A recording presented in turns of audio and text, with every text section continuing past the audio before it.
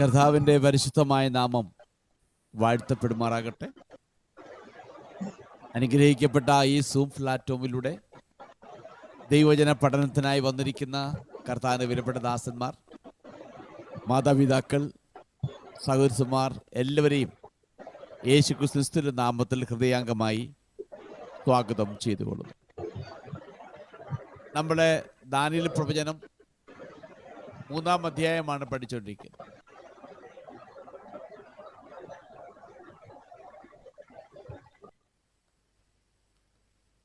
മൂന്നാം അധ്യായം നാം ചിന്തിക്കുമ്പോൾ ഈ കാലഘട്ടത്തിന് ഒത്തിരി അനുയോജ്യമുള്ളതായി തോന്നാറുണ്ട്. ദാനിയേലിൻ്റെ ഓരോ അധ്യായവും ഏറ്റവും പ്രധാനപ്പെട്ട അധ്യായങ്ങളാണ്. അതിനകത്ത് ഒരുപാട് മാർമികമാകുന്ന വിഷയങ്ങൾ അടങ്ങിയിട്ടുണ്ട്. അതുകൊണ്ടാണ് 12 അധ്യായമുള്ള ദാനിയേൽ പുസ്തകത്തെ തരംതിരിക്കുമ്പോൾ മേജർ പ്രോഫറ്റ് അഥവാ വലിയ പ്രവാചകന്മാരെന്ന് പറയുന്ന പുസ്തകത്തിനോടാണ് ദാനിയേലിനെ ചേർത്തിരിക്കുന്നത്. അധ്യായങ്ങളുടെ അടിസ്ഥാനത്തിൽ ദാനിയേൽ ചെറു പ്രവാചകന്മാരുടെ കൂട്ടത്തിൽ പോകേണ്ടതാണ്. എന്നാൽ അതിനകത്ത് ഓരോ അധ്യായങ്ങളും വളരെ വിലപിടിപ്പുള്ള ശ്രേഷ്ഠമേറിയ കാര്യങ്ങൾ അതിനെ രേഖപ്പെടുത്തിയിരിക്കുന്നത് കൊണ്ടാണ് അതിനെ വലിയ പ്രവാചകന്മാരുടെ കൂട്ടത്തിൽ രേഖപ്പെടുത്തിയിരിക്കുന്നത്, അതിനെ ഉൾപ്പെടുത്തിയിരിക്കുന്നത്. അതുകൊണ്ട് ഓരോ അധ്യായങ്ങളും പ്രധാനപ്പെട്ടതാണ്.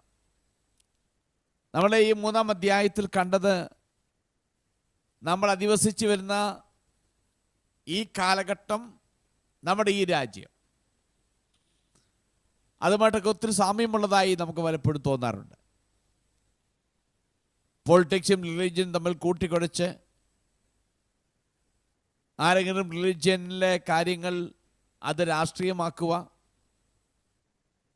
അത് ചെയ്തില്ല എങ്കിൽ അതൊരു രാജ്യദ്രോഹ കുറ്റമായി കാണുക, അവരുടെ മേൽ കേസെടുക്കുക.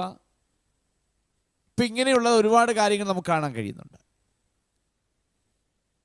ഇവിടെ നെബൂഖദ്നേസർ രാജാവ് ഒരു സ്വർണ്ണബിംബത്തെ നാട്ടി ദേശത്തെ പ്രധാനികളെയും മന്ത്രിമാരെയും എല്ലാം ഒരുമിച്ച് കൂട്ടിവരുത്തി ഒരു വലിയ സംഗീത പ്രോഗ്രാം ഒക്കെ വെച്ചു. അദ്ദേഹത്തിൻ്റെ ഓർഡർ ഇതാണ്: എല്ലാവരും വീണ് നമസ്കരിക്കണം. ഒരു ത്രട്ടണിങ് ആണിത്. ഇത് റിലീജിയനാണ് വാസ്തവത്തിൽ. ഇവരെ അവിടെ കൂട്ടിയത് ഒരു ഡെഡിക്കേഷൻ നടത്തുവാൻ വേണ്ടിയാണ്, ആ ബിംബത്തിൻ്റെ ഡെഡിക്കേഷന് വേണ്ടി. അതൊരു മതമാണ്, സ്പിരിച്വൽ, റിലീജിയസ് എന്നൊക്കെ പറയാം. എന്നാൽ നെബൂഖദ്നേസർ ഓർഡർ ഇട്ടപ്പോൾ അതൊരു പൊളിറ്റിക്സായി മാറി, രാജ്യദ്രോഹ കുറ്റമായി മാറി. ഇവരെ ക്ഷണിച്ച് വിളിച്ചു വരുത്തിയിട്ട് അതിന് മുമ്പിൽ വീണ് നമസ്കരിക്കണമെന്നായി. നമസ്കരിക്കാത്തവരൊക്കെ രാജ്യദ്രോഹ കുറ്റമായി കണ്ടിട്ട് രാജാവിൻ്റെ ശിക്ഷയും കൽപ്പിക്കുന്നുണ്ട്. നമ്മൾ അതിനോട് ചേർന്ന് ചില ഭാഗങ്ങളെ ചിന്തിച്ച്, അതിനോട് ചേർന്ന് രാജാവ് ജനത്തെ എല്ലാം വിളിച്ചുകൂട്ടി സംഗീത ഉപകരണങ്ങളുടെ മേളത്തിൽ, അതിൻ്റെ സാന്നിധ്യത്തിൽ ജനം വീണ് നമസ്കരിക്കണം. അതിൽ 3 പേര് മാത്രം വീണ് നമസ്കരിച്ചില്ല, ആയിരക്കണക്കിന് ജനം കൂടിയിട്ടുണ്ട്. ഈ 3 പേരെ മാത്രം ശ്രദ്ധിച്ച ആളുകൾ, അതിൽ കൽദേർ എന്ന് പറയുന്ന കൂട്ടര് പോയി രാജാവിനോട് പറഞ്ഞു, നീ നിർത്തിയനെ അവർ നമസ്കരിച്ചിട്ടില്ല, ഈ 3 ബാലന്മാർ എന്ന് പറയുമ്പോൾ രാജാവിന് കോപമായി. അവരെ വിളിച്ചു വരുത്തി. രാജാവ് ചോദിച്ചൊരു ചോദ്യമാണ്: ഞാൻ ഈ കേൾക്കുന്നത് സത്യമാണോ ഇല്ലയോ? സത്യമാണോ? Is it true? നമ്മൾ ആ ഭാഗമാണ് പറഞ്ഞു നിർത്തിയത്. എന്ന് പറഞ്ഞാൽ നമ്മുടെ ക്രിസ്തീയ ജീവിതയാത്രയിൽ നമ്മളെ സംശയങ്ങൾ ഉളവാക്കുന്ന, നമ്മുടെ തീരുമാനങ്ങൾ കറക്റ്റാണോ ഇല്ലയോ എന്ന് ചിന്തിപ്പിക്കുന്ന നാം വെച്ച കാലടികൾ കറക്റ്റാണോ എന്ന് ചിന്തിപ്പിക്കുന്ന, സംശയിപ്പിക്കുന്ന തരത്തിലുള്ള ചോദ്യമാണത്. അതിന് ചില ഉദാഹരണങ്ങളൊക്കെ കഴിഞ്ഞ ആഴ്ച ഞാൻ പറഞ്ഞായിരുന്നു. എന്നാൽ നമ്മളെ സംബന്ധിച്ച്, ഈ എബ്രായ ബാലന്മാരെ സംബന്ധിച്ച്, അവരോട് ചോദിച്ച ചോദ്യങ്ങളുടെ മുമ്പിൽ അവർ നിലപാടിൽ അവർ ഉറച്ചു നിന്നു. ആ ചോദ്യത്തിന് മുമ്പിൽ അവർ അങ്ങോട്ടും ഇങ്ങോട്ടും ആടി ഉലയാതെ അവർ ആ ചോദ്യത്തിൽ തന്നെ അവരുടെ നിലപാടിൽ ഉറച്ചു നിന്നു. അതുകൊണ്ട് ഈ കാലഘട്ടത്തിൽ എത്തിയിരിക്കുന്നത് നാം മനസ്സിലാക്കണം. ക്രിസ്തീയ ജീവിതം മഹാത്മ്യ ജീവിതമാണ്. പക്ഷേ ജീവിതത്തിൽ ചലഞ്ചസുകളുണ്ട്. ആരും ചിന്തിക്കല ക്രിസ്തീയ ജീവിതം ചലഞ്ചസ് ഇല്ലാത്തതല്ലെന്ന്.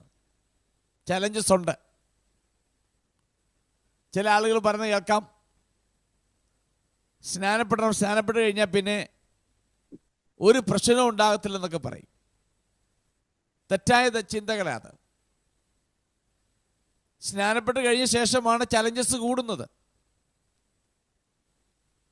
അതുകൊണ്ട് സ്നാനമേറ്റാൽ എല്ലാം നേരെയാകും എന്നല്ല. സ്നാനപ്പെട്ട ശേഷം ചലഞ്ചസ് ഒരുപാട് കൂടും. ഇപ്പം എന്നാൽ ഒരു കാര്യമുണ്ടായിരിക്കണം, നമുക്ക് ഉത്തമ ബോധ്യം ഉണ്ടായിരിക്കണം, ഞാൻ എടുത്ത തീരുമാനം കറക്റ്റാണ്, അതിൽ ഒരു കാരണവശാലും വ്യതിചലിക്കാൻ പാടില്ല. അതിൽ ഉറപ്പുള്ളവരായിരിക്കണം. നമ്മുടെ അടിസ്ഥാനം ക്രിസ്തു ആയിരിക്കണം. ക്രിസ്തുവാകുന്ന പാറമേലായിരിക്കണം നമ്മുടെ അടിസ്ഥാനം. അതുകൊണ്ട് കർത്താവ് പറഞ്ഞു, നിങ്ങളുടെ ഹൃദയം കലങ്ങിപ്പോകരുതേ, നിങ്ങൾ എന്നിലും വിശ്വസിപ്പീൻ, എൻ്റെ പിതാവിലും വിശ്വസിപ്പീൻ. അപ്പോൾ ഹൃദയം കലക്കുന്ന, നമ്മുടേതായിരിക്കുന്ന തീരുമാനങ്ങളെ തെറ്റിക്കുന്ന, നമ്മുടെ വിശ്വാസത്തെ പിടിച്ചുലയ്ക്കുന്ന ഒരുപാട് കാര്യങ്ങൾ നമ്മുടെ ജീവിതത്തിൽ ചലഞ്ചസ് ആയി വരുമ്പോൾ ദൈവം നോക്കുന്നത് നീ എടുത്ത തീരുമാനത്തിൽ ഉറച്ചു നിൽക്കുന്നുണ്ടോ, നിന്റെ നിലപാട് എങ്ങനെ എന്നുള്ളതാണ്. സാഹചര്യങ്ങൾക്കനുസരിച്ച് മാറുന്നൊരു നിലപാടാണ് നമുക്കുള്ളത് എങ്കിൽ വചനം പറയുന്നു, അവർ ഇരുതോണിയിൽ കാല് വെച്ചിരിക്കുകയാണ്. അപ്പോൾ നമുക്ക് നമ്മുടെ സ്റ്റാൻഡ് ഉണ്ടായിരിക്കണം. നമുക്ക് നമ്മുടേതായിരിക്കുന്ന ഉറപ്പ് നമ്മുടെ ഉണ്ടായിരിക്കണം. ഞാൻ ആരെ വിശ്വസിച്ചിരിക്കുന്നു, ഞാൻ ഇറങ്ങി പുറപ്പെട്ടിരിക്കുന്നത് മിഥ്യയല്ല, തെറ്റല്ല എന്നൊരു ഉറപ്പ് ഹൃദയത്തിനകത്തുണ്ടായിരിക്കണം. നമ്മുടെ പ്രാർത്ഥനയിലും നമ്മുടെ ആരാധനയിലും നമ്മുടെ പാട്ടിലും ഒക്കെ അത് ഉണ്ടായിരിക്കണമെന്ന് അതാണ് അവർ പറഞ്ഞു നിർത്തിയത്. ഈ അടുത്ത ഭാഗത്തേക്ക് നമ്മൾ വരുമ്പോൾ നെബൂഖദ്നേസർ പറഞ്ഞു, എന്നെ നിങ്ങളുടെ കയ്യിൽ നിന്ന് വിടുവിക്കാവുന്ന ദേവൻ ആരാണ്? ഇവിടെ നെബൂഖദ്നേസർ തന്നെ സ്വയം ഒരു ദൈവമായിട്ട് അങ്ങ് അവരോധിച്ചു എന്ന് പറഞ്ഞാൽ 3 തരത്തിൽ ഒരു വെല്ലുവിളി. ഒന്ന്, അദ്ദേഹം നാട്ടിയിരിക്കുന്ന ബിംബം ഉൾപ്പെടെ ആ രാജ്യത്തെ സകല ദേവന്മാരെയും ഇൻഡയറക്റ്റ് ആയിട്ട് വെല്ലുവിളിച്ചു. രണ്ടാമത്, എബ്രായ ബാലന്മാരുടെ ദൈവത്തെയാണ് വെല്ലുവിളിച്ചു. മൂന്നാമത്, എബ്രായ ബാലന്മാരുടെ ദൈവം ഒരുക്കിയ പ്രമാണത്തിൻ്റെ അകത്ത് ഒന്നാമത്തെ പ്രമാണമാണ് ഞാനല്ലാതെ അന്യ ദൈവം നിങ്ങൾക്കുണ്ടാകരുത്, അതിനെ വെല്ലുവിളിച്ചു. അപ്പോൾ മുള്ളിൽ ചാടിക്കേറി ഒരു വെല്ലുവിളി നടത്തി. പക്ഷെ എത്രമാത്രം അർത്ഥം മനസ്സിലാക്കിയിട്ടാണ് ആ വെല്ലുവിളി നടത്തിയതെന്ന് നമുക്ക് മനസ്സിലാകുന്നില്ല. എന്തായാലും ശരിയാ, വെല്ലുവിളി നടത്തി. അത് ചോദിച്ചു, എൻ്റെ കയ്യിൽ നിന്ന് വിടിവിക്കാവുന്ന ദേവനാർ. അപ്പോൾ ദേവന്മാരെയാ വെല്ലുവിളിച്ചേക്കുന്നത്. അതിനകത്ത് താൻ ഉൾപ്പെടുത്തിയിരിക്കുന്ന, താൻ നാട്ടിയിരിക്കുന്ന ആ ദൈവം വരെ ഉണ്ട് അതിനകത്ത്.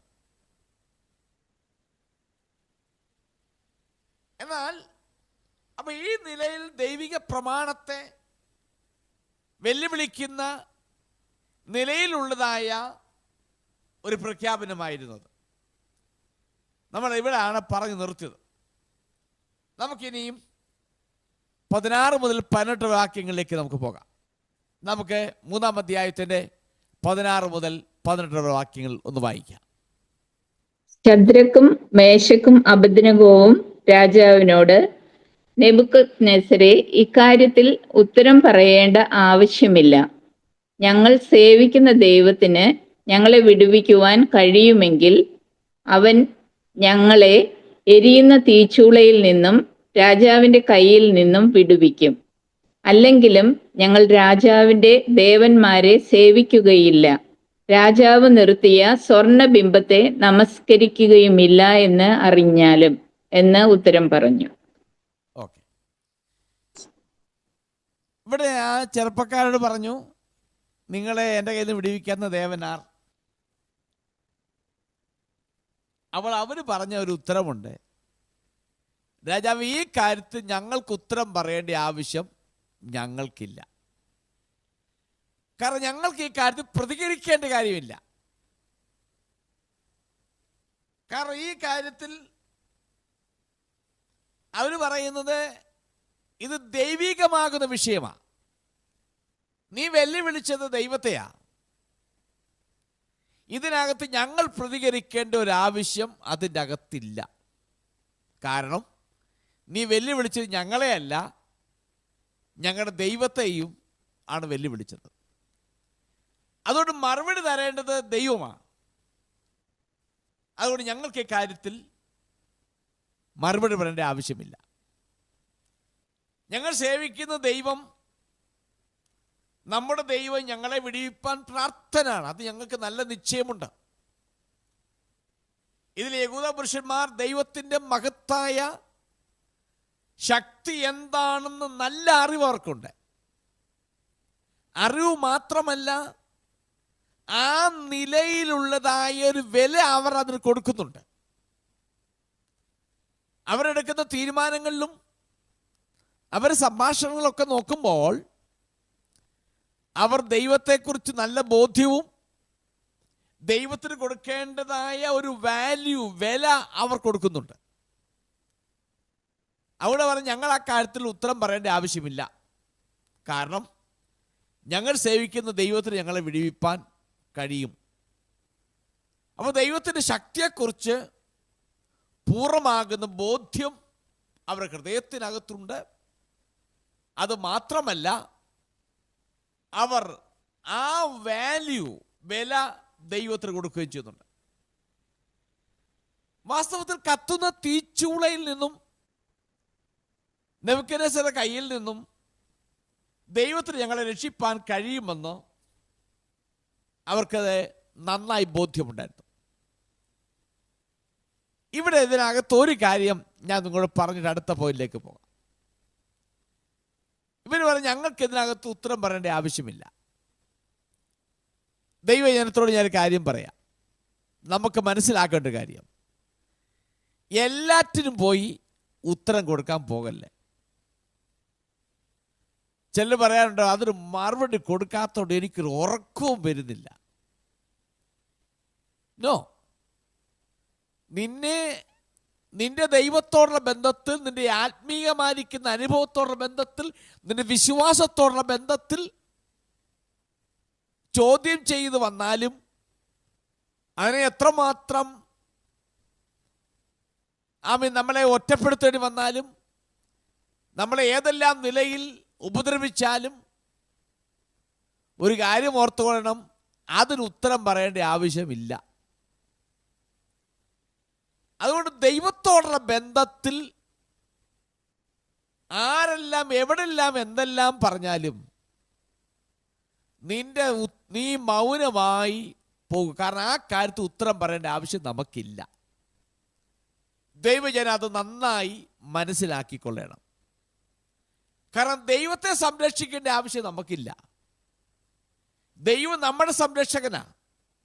ആ ദൈവത്തിന് കഴിയും അവൻ്റെ നാമത്തിന് വേണ്ടി ജനത്തെ ഒരുക്കാനും അതിനെതിരെ നിൽക്കുന്നവരെ എന്ത് ചെയ്യണമെന്നൊക്കെ ദൈവത്തിനറിയാം.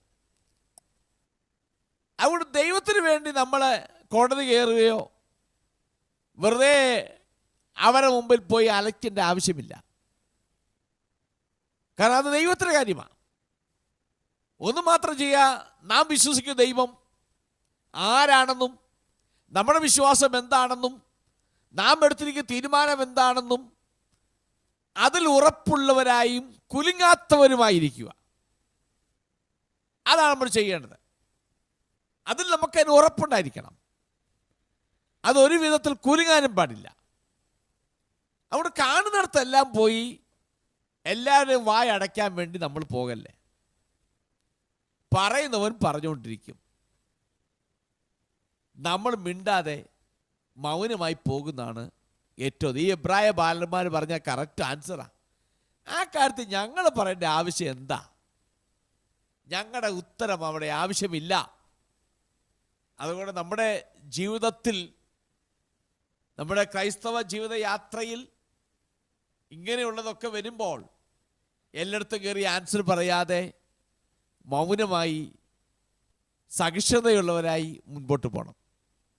ചില ആളുകൾ പറയും, നിനക്ക് രണ്ട് ഉത്തരം പറയലോ, നിനക്ക് കഴിവില്ലാതെ പോയി എന്നൊക്കെ ചില ആളുകൾ പറയാറുണ്ട്. നോ, കഴിവുള്ളത് കൊണ്ടും നാം എടുത്ത തീരുമാനം ഉറപ്പുള്ളത് കൊണ്ടുമാണ് നമ്മൾ മിണ്ടാതിരിക്കുന്നത്. നമുക്കത് പ്രതികരിക്കേണ്ട ആവശ്യമില്ല എന്ന് ഈ തരത്തിൽ ഞാൻ ഓർപ്പിച്ചുകൊള്ളട്ടെ. ഇനി അവിടെ തന്നെ പറയുന്നുണ്ട്, ഞങ്ങളുടെ ദൈവത്തിന് ഞങ്ങളെ വിടിവിപ്പാൻ കഴിയും. ഇനി വിടുവിച്ചില്ലെങ്കിലും ശരി, അത് അടുത്ത ഒരു വലിയ ക്ലോസ് ആണ്. ഞങ്ങളെ വിടുവിപ്പാൻ കഴിയുമെങ്കിൽ അവൻ ഞങ്ങളെ എരിയുന്ന തീച്ചോളിന് രാജാവിൻ്റെ കയ്യിൽ നിന്ന് വിടുവിക്കും. ഇല്ലെങ്കിലും ഞങ്ങൾ രാജാവിൻ്റെ ദേവന്മാരെ സേവിക്കുകയോ രാജാവ് നിർത്തി സ്വർണ്ണമുത്തി നമസ്കരിക്കുകയോ ഇല്ല എന്നറിഞ്ഞാലും എന്ന് ഉത്തരം പറഞ്ഞു. ഇനി സപ്പോസ് ദൈവം വിടുവിച്ചില്ലെങ്കിലും ശരി, അത് നമ്മൾ നന്നായി ശ്രദ്ധിക്കേണ്ട കാര്യമാണ്. ഇതിൽ ദൈവത്തോടുള്ള ബന്ധത്തിൽ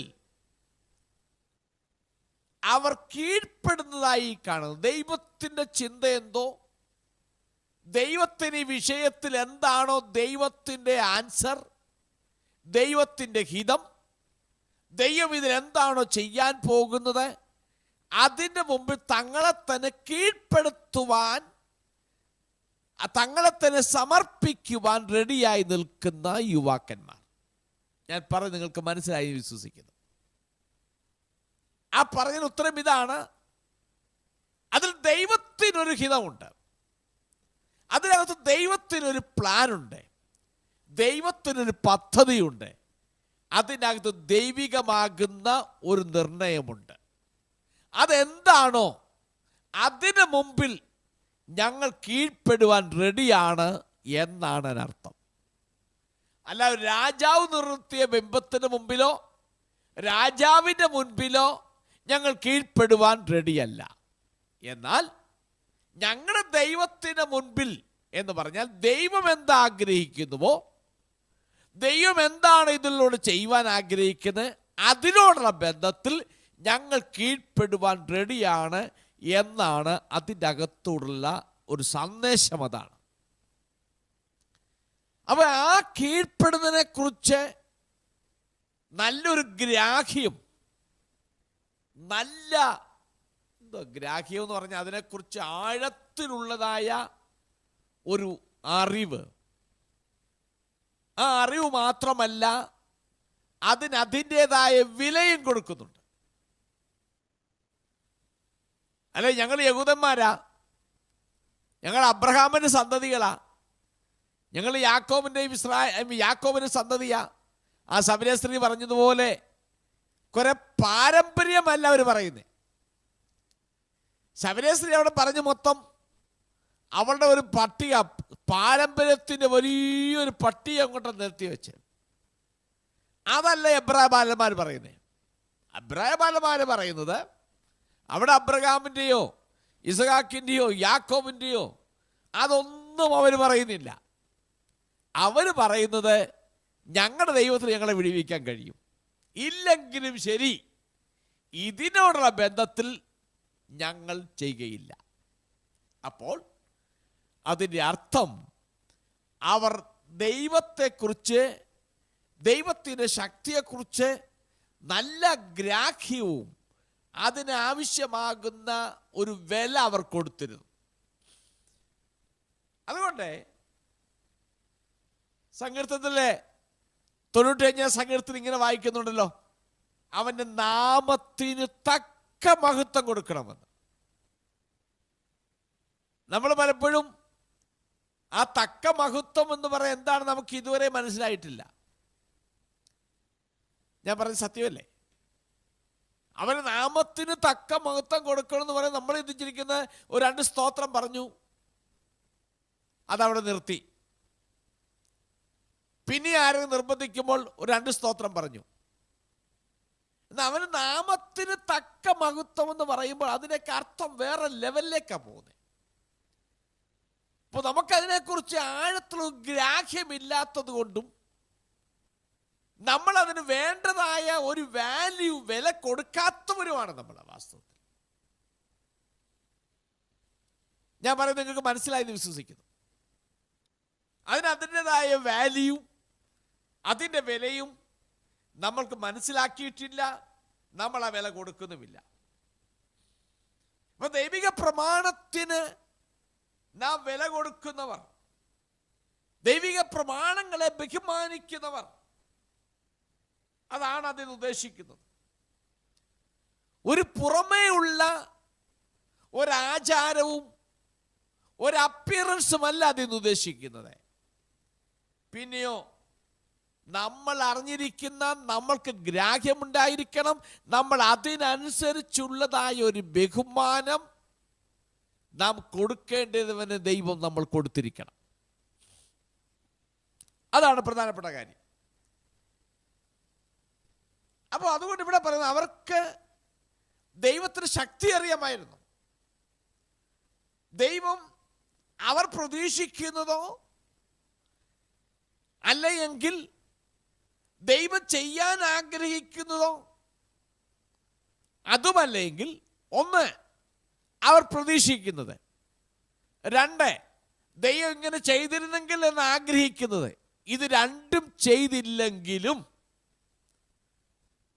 അവർ വിശ്വസിക്കുന്ന ദൈവം ശരിയായ നിലയിൽ അവൻ പ്രവർത്തിക്കുമെന്ന ഉത്തമ ബോധ്യം ആ ചെറുപ്പക്കാർക്കുണ്ടായിരുന്നു. ഞാൻ പറഞ്ഞ് നിങ്ങൾക്ക് മനസ്സിലായോ എന്നൊരു ഡൗട്ട് എനിക്കുണ്ട്. അവരുടെ ഹൃദയത്തിനകത്ത് ഇതിനോടുള്ള ബന്ധത്തിൽ പല പ്രതീക്ഷകൾ കാണാം. രണ്ടാമത് അവരെ ആഗ്രഹം കാണും. എന്നാൽ അവരെ പ്രതീക്ഷയും അവരെ ആഗ്രഹവും അവിടെ കിടക്കുമ്പോൾ തന്നെ അവർ തങ്ങളെ തന്നെ സമർപ്പിക്കപ്പെട്ടിരിക്കുന്ന എന്തിനാണെന്ന് ചോദിച്ചാൽ, അവരുടെ ആഗ്രഹം നിവർത്തിക്കാനോ അവരുടേതായിരിക്കുന്ന പ്രതീക്ഷകൾ നിവർത്തിക്കുവാനല്ല, മറിച്ച് ദൈവം അതിലൂടെ എന്ത് ചെയ്യാൻ ആഗ്രഹിക്കുന്നുവോ, ദൈവം അതിലൂടെ എന്താണ് പ്രവർത്തിക്കാൻ ആഗ്രഹിക്കുന്നത്, അത് ശരിയായിരിക്കുമെന്നും അതിന് യാതൊരു വിധമാകുന്ന അപാകതകൾ കാണത്തില്ല എന്നും അവർക്ക് നല്ല ബോധ്യമുണ്ട്. അതിനുവേണ്ടി തങ്ങളെ തന്നെ അവർ സമർപ്പിക്കുന്നതായിട്ടാണ് ഈ ഭാഗത്ത് നമുക്ക് മനസ്സിലാക്കാൻ കഴിയുന്നത്. നമ്മുടെ അവകാശത്തെക്കുറിച്ചും നമ്മുടേതായിരിക്കുന്ന നീതിയെക്കുറിച്ചും പലപ്പോഴും നമ്മൾ പരാതിപ്പെടാറുണ്ട്. പലപ്പോഴും ദൈവത്തിൻ്റെതായിരിക്കുന്ന തീരുമാനങ്ങൾ, വിധികൾ ദൈവത്തിൻ്റെ കൈകളിൽ നമ്മൾ വിട്ടുകൊടുത്ത് ഒരു നിലപാട് സ്വീകരിച്ച് നമ്മുടെ ബുദ്ധിമുട്ടുകൾ സഹിക്കുന്നത് നമ്മുടെ ജീവിതത്തിൽ നല്ലതാണ്. എന്ന് പറഞ്ഞാൽ നമ്മുടെ താല്പര്യങ്ങൾക്കനുസരിച്ചല്ല, ദൈവികമാകുന്ന താല്പര്യങ്ങൾക്ക് വേണ്ടി നമ്മെ തന്നെ സമർപ്പിക്കുമ്പോൾ ഒരുപാട് പ്രശ്നങ്ങൾ, കഷ്ടങ്ങൾ, ചലഞ്ചസുകൾ ഒക്കെ ഉണ്ടാകും. എന്നാൽ അതിനാണ് നമ്മുടെ നിലപാടിൽ നമ്മൾ ഉറച്ചു നിൽക്കുമ്പോൾ ഉണ്ടാകുന്ന ചലഞ്ചസ് നമ്മൾ സഹിക്കുന്നത് നല്ലതാണ്. അതാണ് ഇവർ ചെയ്തത്. ഇവർക്ക് ദൈവത്തിൻ്റെ കഴിവിൽ, ദൈവത്തിൻ്റെ ശക്തിയിൽ എബ്രായ ബാലന്മാർക്ക് സംശയമില്ല. പക്ഷേ അവർ ദൈവഹിതം അറിയാമെന്ന് അവർ ധരിച്ചതുമില്ല. അതായത് അവർ പറഞ്ഞത് ഞങ്ങൾ ദൈവത്തിനെ വിടുവിക്കാൻ കഴിയും ഇല്ലെങ്കിലും എന്ന് പറഞ്ഞാൽ ഇതിൽ ദൈവഹിതം എന്താണെന്ന് ഇവർക്കറിയത്തില്ല. അതുകൊണ്ട് അവർ ചെയ്ത ഒരു പ്രസ്താവനയാണ്, ഞങ്ങളുടെ ദൈവത്തിന് ഞങ്ങളെ വിടുവിക്കാൻ കഴിയും, വിടുവിച്ചില്ലെങ്കിലും ഇതിനു മുമ്പിൽ നമസ്കരിക്കുന്നില്ല. ഇതുപോലെ പ്രതിസന്ധിയുടെ നടുവിൽ, ശോധനയുടെ നടുവിൽ ഇതുപോലെ ഏകദേശം ഒരു പ്രസ്താവന പറഞ്ഞൊരു ഭക്തൻ നാം വായിക്കുന്ന വേദപുസ്തകത്തിനകത്തുണ്ട്. ഒരുപക്ഷെ നിങ്ങളുടെ മനസ്സിൽ ഓടി വരുന്നതായിരിക്കാം ആ ഭക്തന്റെ രൂപം. ഇയ്യോബ്. ഇയ്യോബിന്റെ പുസ്തകം 13-ാം അധ്യായത്തിന്റെ 15-ാമത്തെ വാക്യം ഒന്ന് വായിച്ച്. Job chapter. അവൻ എന്നെ കൊന്നാലും ഞാൻ അവനെ തന്നെ കാത്തിരിക്കും, ഞാൻ എന്റെ നടപ്പ് അവന്റെ മുമ്പാകെ തെളിയിക്കും. ഓക്കെ, അവിടെ വായിക്കുന്ന അവൻ എന്നെ കൊന്നാലും എന്ന് പറഞ്ഞാൽ അവൻ എന്നെ വിടുവിക്കാൻ കഴിയും.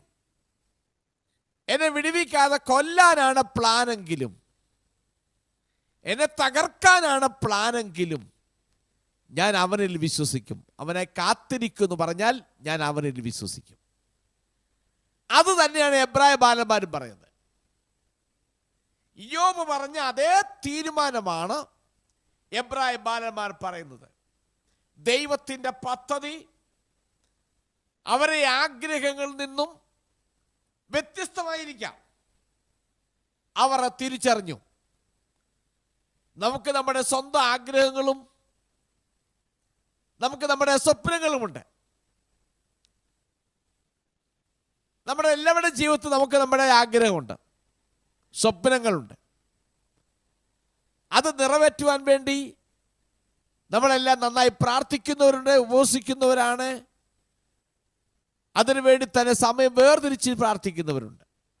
നല്ലതാണ്. പക്ഷേ ദൈവം അങ്ങനെ ചെയ്തില്ല എങ്കിൽ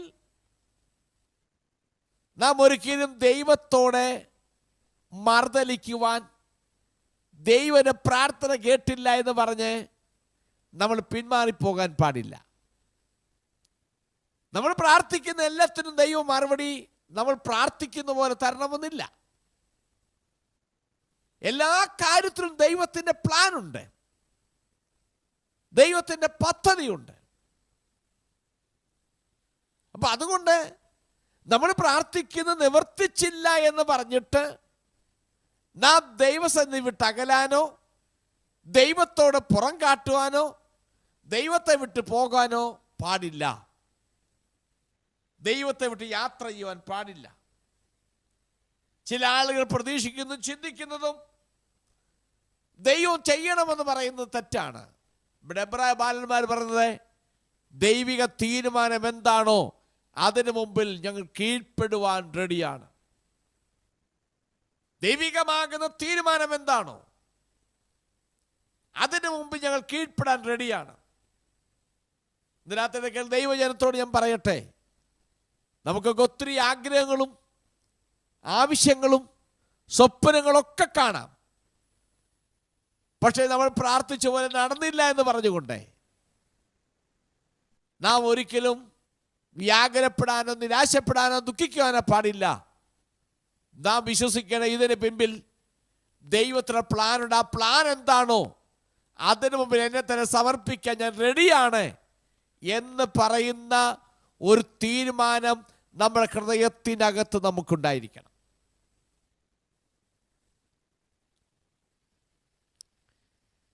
രാജാവേ, ഞങ്ങൾ അങ്ങയുടെ ദേവന്മാരെ സേവിക്കുകയോ അങ്ങ് സ്ഥാപിച്ചതായ സ്വർണ്ണബിംബത്തെ ആരാധിക്കുകയോ ചെയ്യുന്നില്ലെന്നും അവർ പറയുകയാണ്. ഇത് പറയണമെങ്കിൽ ഞാൻ മുമ്പേ ഓർപ്പിച്ചതുപോലെ ഹൃദയത്തിനകത്തൊരു വിശ്വാസം ഉണ്ടായിരിക്കണം, ഒരു വലിയ വിശ്വാസം ഉണ്ടായിരിക്കണം. ആ വിശ്വാസമില്ലാതെ ഈ നിലയിൽ പറയാൻ സാധ്യമല്ല. നോക്കണം, ബാബിലോണിൽ ചെന്ന സമയം മുതൽ പരിശോധനകളാണ്, കൊച്ചു കൊച്ചു ശോധനകൾ. ആ ശോധനകളിലൂടെ ദൈവം അവരെ വളർത്തി. ആ ചെറിയ ശോധനകളുടെ ദൈവം വളർത്തി ഇപ്പോൾ ദൈവം അവരെ ഒരുക്കിക്കൊണ്ട് വന്ന് ഇപ്പോൾ അവർ നിൽക്കുന്നൊരു വലിയ ശോധന നടുവിലാണ്. പക്ഷെ അതിനെ ജയിക്കുവാനുള്ളതായ ഒരു വലിയ വിശ്വാസ ഹൃദയത്തിനകത്തുണ്ട്. അപ്പൊ ആരംഭിച്ചപ്പോൾ മുതലുണ്ടായ ആ ശോധന നടുവിൽ ദൈവം അവരെ വളർത്തി ഇപ്പോൾ ഇവിടെ വന്നപ്പോൾ അവർക്ക് വലിയൊരു വിശ്വാസമുണ്ട്, ഞങ്ങളുടെ ദൈവത്തിന് ഞങ്ങളെ വിടുവിക്കാൻ കഴിയും. ഇല്ലയെങ്കിലും ഇതിനു മുമ്പിൽ നമസ്കരിക്കത്തില്ല എന്ന് പറഞ്ഞാൽ ആ ദൈവികമാകുന്ന ആ പ്ലാന്റെ മുമ്പിൽ, ദൈവിക പദ്ധതിയുടെ മുൻപിൽ, ദൈവിക തീരുമാനങ്ങളുടെ മുമ്പിൽ ഞങ്ങൾ കീഴ്പ്പെടുവാൻ റെഡിയാണ് എന്ന് പറയുന്ന ഒരു മനോഭാവം. അതാണ് നമുക്കിവിടെ കാണാൻ കഴിയുന്നത്. മറ്റൊന്ന്, രാജാവ് ഇത് ശദ്രക്കിന്റെയും മേശക്കിന്റെയും അബേദ്നെഗോവിന്റെയും പ്രസ്താവനയിൽ കഴിയാത്തൊരു ദൈവത്തെക്കുറിച്ച് മാത്രമല്ല പറയുന്നത്. ദൈവത്തിന് കഴിയും. എന്നാൽ ഈ നിലയിൽ അവർ ഉറപ്പുണ്ട്. അവരെ ഹൃദയം ചഞ്ചലിക്കുന്നില്ല, അവരെ ഹൃദയം പിന്മാറുന്നില്ല, അവരെടുത്ത തീരുമാനത്തിൽ അടിയുറച്ചു നിൽക്കുന്നു എന്ന് ചിന്തിപ്പിക്കുന്ന അനുഭവങ്ങൾ അവരിൽ കാണാൻ കഴിയുന്നുണ്ട്. അവിടെ എനിക്ക് ദൈവജനത്തോട് പറയട്ടെ, നമ്മുടെ വിശ്വാസ ജീവിതത്തിൽ കൊച്ചു കൊച്ചു ശോധനകളോട് നമ്മളെ കടത്തിവിട്ട് വിശ്വാസം നമ്മെ പഠിപ്പിച്ച് മുൻപോട്ട് പോകുമ്പോൾ വിശ്വാസം വർദ്ധിക്കുന്തോറും പരിശോധനകളെ അളവ് വർദ്ധിക്കും.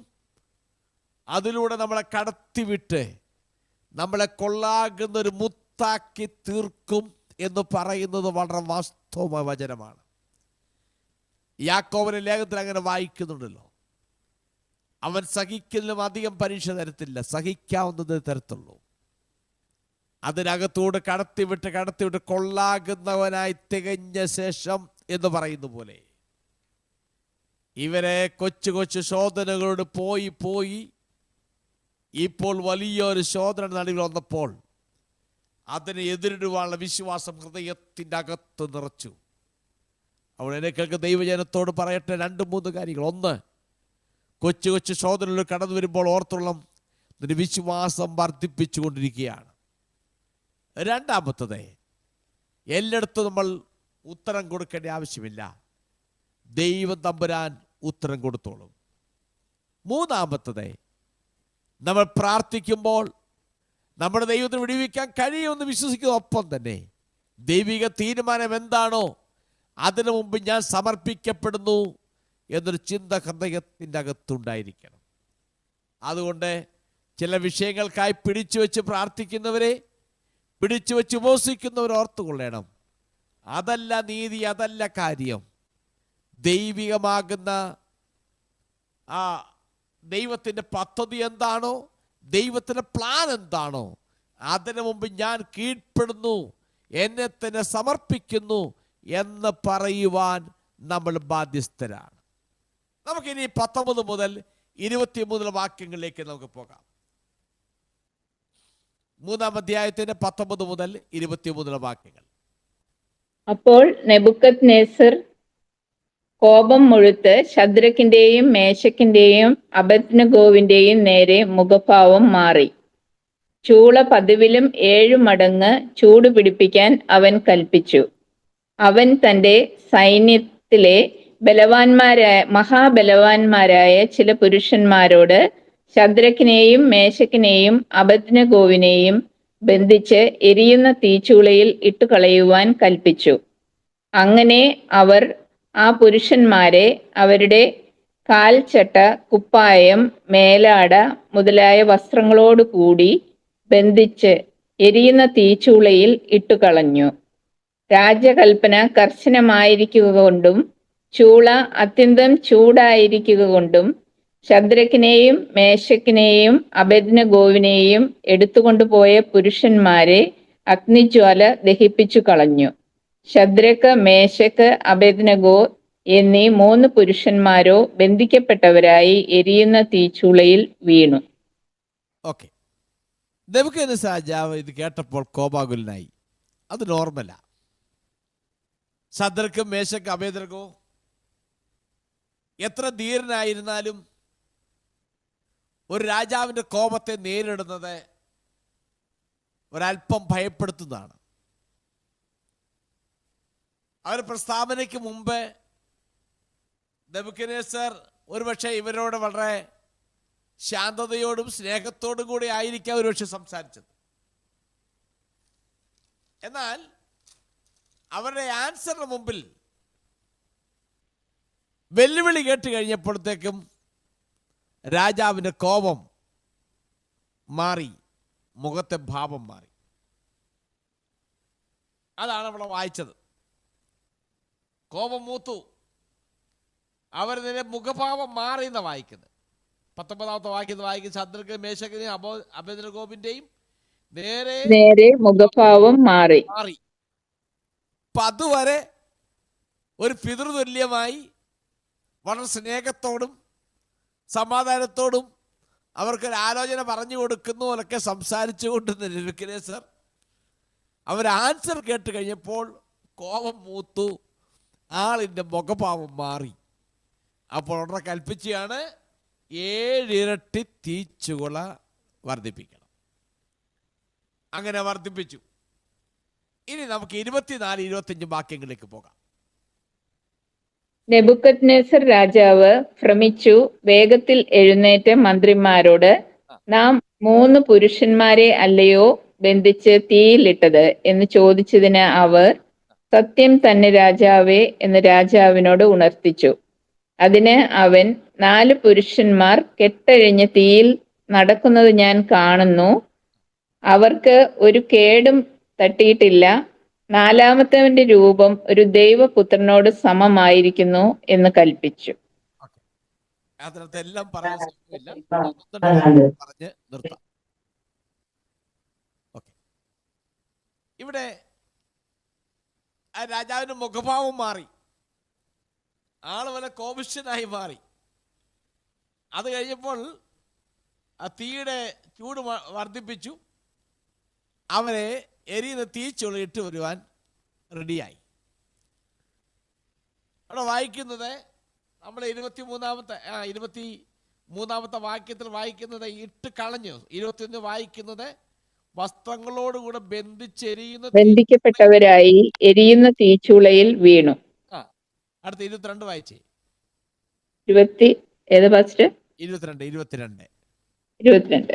രാജകൽപ്പന കർശനമായിരിക്കുക കൊണ്ടും ചൂള അത്യന്തം ചൂടായിരിക്കുക കൊണ്ടും ശദ്രക്കിനെയും മേശക്കിനെയും അബേദ്നെഗോവിനെയും എടുത്തുകൊണ്ടുപോയ പുരുഷന്മാരെ അഗ്നിജ്വാല ദഹിപ്പിച്ചു കളഞ്ഞു. നോക്കണം, ഒരു ചിന്ത മാത്രം പറഞ്ഞു നിർത്താൻ.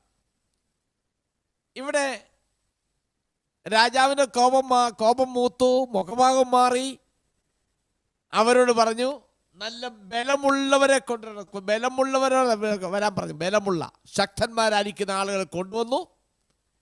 അവരുടുത്തിരുന്ന വസ്ത്രത്തോടു കൂടെ തന്നെ കയറൊക്കെ കെട്ടി അവരെ തീച്ചൂടിലേക്ക് വലിച്ചെറിഞ്ഞു. നമ്മളത് മനസ്സിലാക്കേണ്ട വസ്തുത, ഇത് വലിയൊരു തീച്ചൂളയാണ്.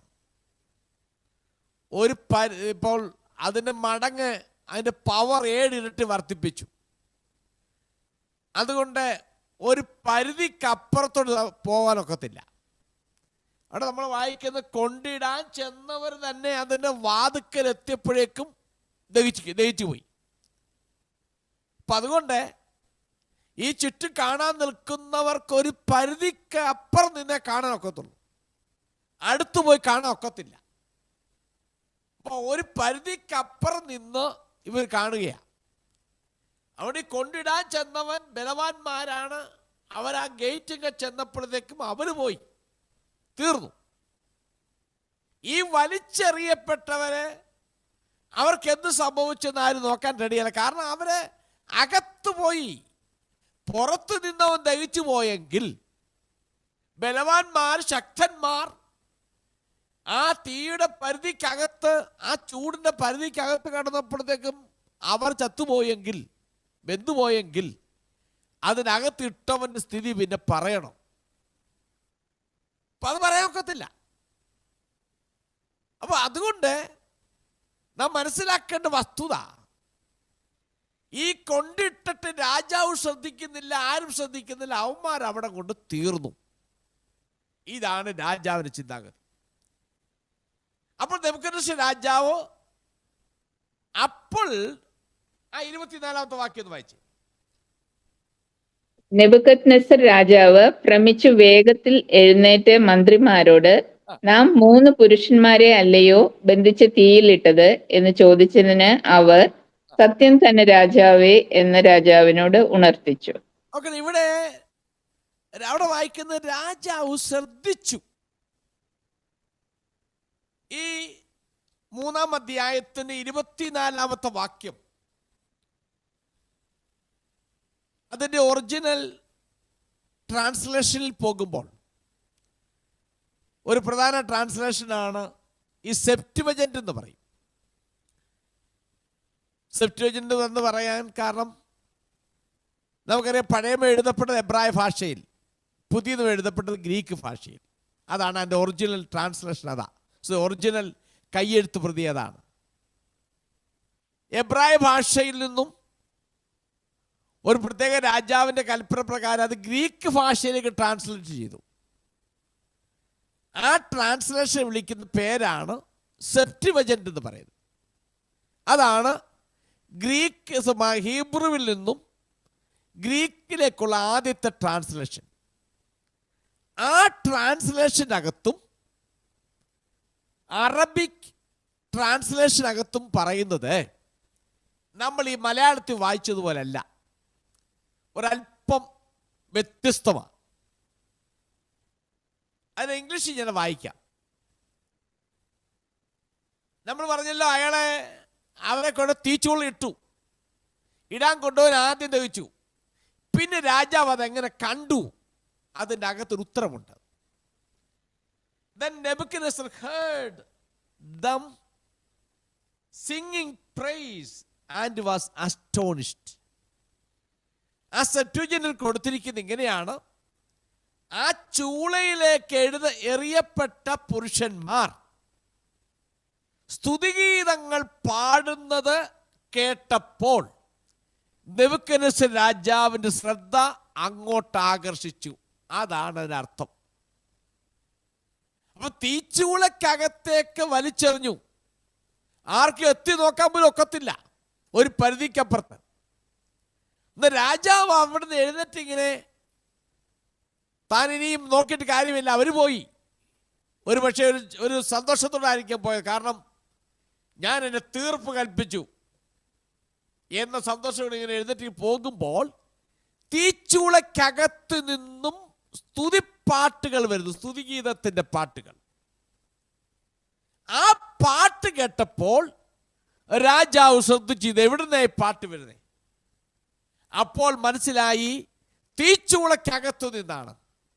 അങ്ങനെ തീച്ചൂളയിലേക്ക് നോക്കിയപ്പോഴാണ് രാജാവ് ഈ കാഴ്ച കണ്ടത്. ഇതിന്റെ ബാക്കി ഭാഗം ദൈവം അനുവദിച്ചാൽ അടുത്ത ആഴ്ച എടുത്തുകൊള്ളാം, സമയം പോയി.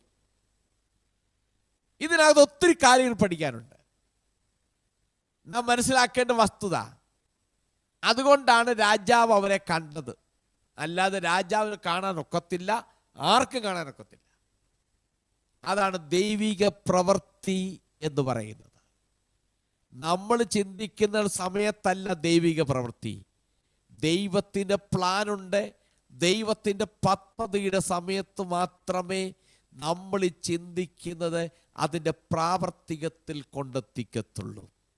അതുകൊണ്ട് എന്നെക്കൊക്കെ ദൈവജനത്തോട് ഞാൻ പറയട്ടെ, നമ്മൾ വെറുതെ അതും ഇതും പ്രാർത്ഥിച്ച് ഇതിനു വേണ്ടി ഉപവസിച്ച് സമയങ്ങൾ കളയാതെ ദൈവഹിതമെന്തോ അതിന് കീഴ്പ്പെട്ട് കൊടുക്കുമ്പോൾ ദൈവം നമ്മളെ നടത്തി എത്തിക്കേണ്ടിടത്ത് നമ്മളെ ജയത്തോടെ കൊണ്ടെത്തിക്കും. ഈ ബാലന്മാർ തീയിലേക്ക് വലിച്ചെറിയപ്പെട്ട് കഴിഞ്ഞപ്പോൾ തീക്കകത്ത് കടന്ന് പാടി സന്തോഷിച്ചു. ഇതിനെക്കുറിച്ച് ഒരുപാട് വ്യാഖ്യാനങ്ങളുണ്ട്. ദൈവം വെച്ചാൽ അടുത്ത ആഴ്ച ഞാൻ ഇതിന് ബാക്കി ഭാഗം പറഞ്ഞുകൊള്ളാം. അതുകൊണ്ട് നമ്മൾ എവിടെയാക്കുന്നുവോ അതിനകത്ത് സ്വാതന്ത്ര്യത്തോടുകൂടെ ദൈവത്തിന് കൊടുക്കേണ്ട മഹത്വം കൊടുത്ത് സ്തുതി കൊടുത്ത് അവനെ ആരാധിച്ച് മുന്നേറുവാൻ ദൈവത്തിൻ്റെ ആത്മാവ് നമുക്കെല്ലാവർക്കും കൃപ നൽകട്ടെ എന്ന് പറഞ്ഞുകൊണ്ട് ഞാൻ വാക്കുകൾ അവസാനിപ്പിക്കുന്നു. ദൈവം നിങ്ങൾ എല്ലാവരെയും അനുഗ്രഹിക്കുമാറാകട്ടെ.